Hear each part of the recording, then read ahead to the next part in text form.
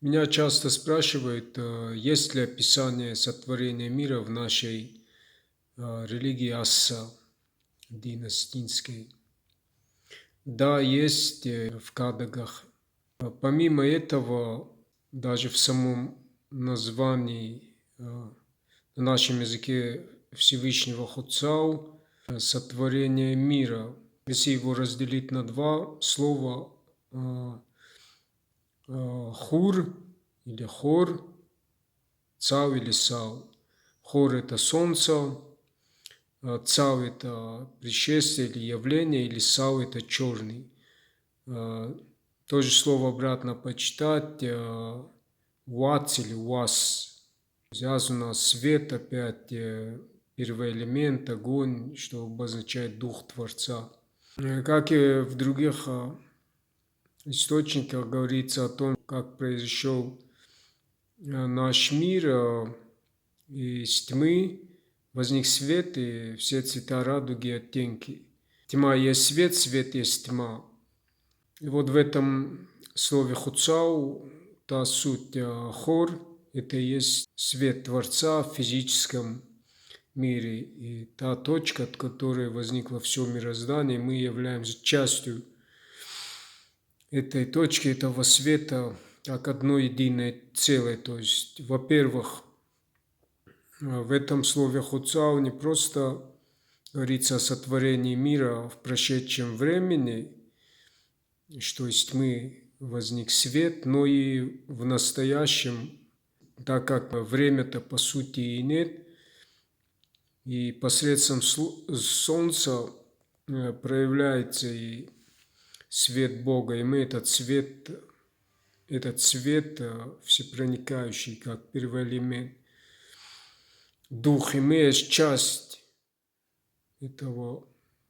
Следовательно, мир возникает тогда, когда при пробуждении открываем глаза, видим свет, просыпаемся вместе с Богом, видя солнце, его свет, лучи.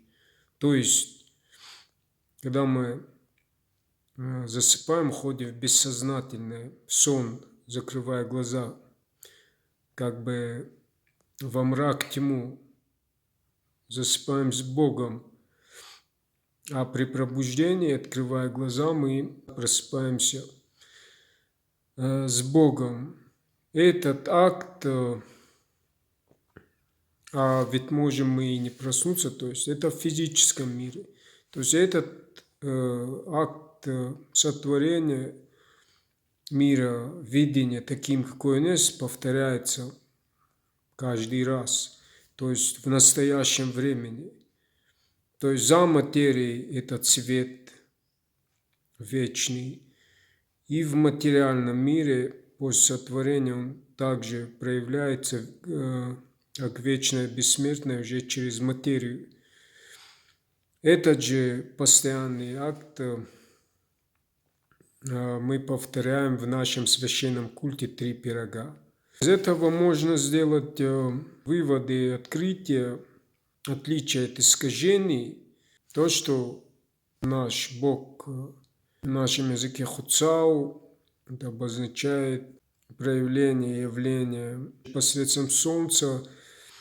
То есть наш Бог, Он такой, какой Он есть, каким мы Его видим. Это есть солнце, Его свет. И мы часть этого света, и в нас этот свет, дух, и мы частицы Бога. То есть мы видим Бога таким, какой Он есть.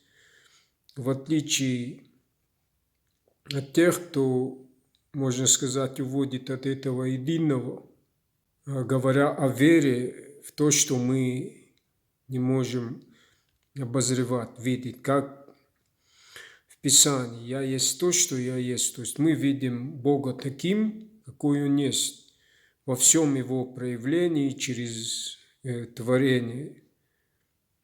Понимаете? То есть видеть Бога такой, какой Он есть. И мы есть часть этого единого целого. Это и есть один единый организм. Это и есть Творец. То, что мы называем везде, во всем. нас вечно уводит этой истины, но наша традиционная культура, религия нам проясняет и дает ясновидение, яснознание, видеть мир таким, какой он есть.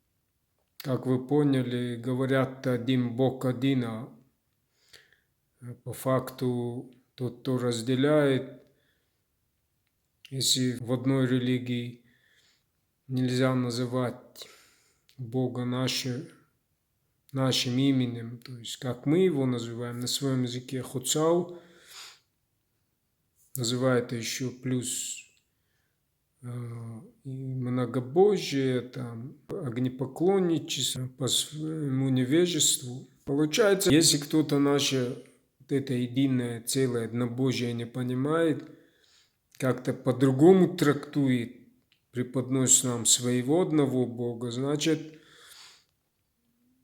у них получается свой другой Бог, отличительный от нашего понимания единого целого, все то, что мы называем везде во всем.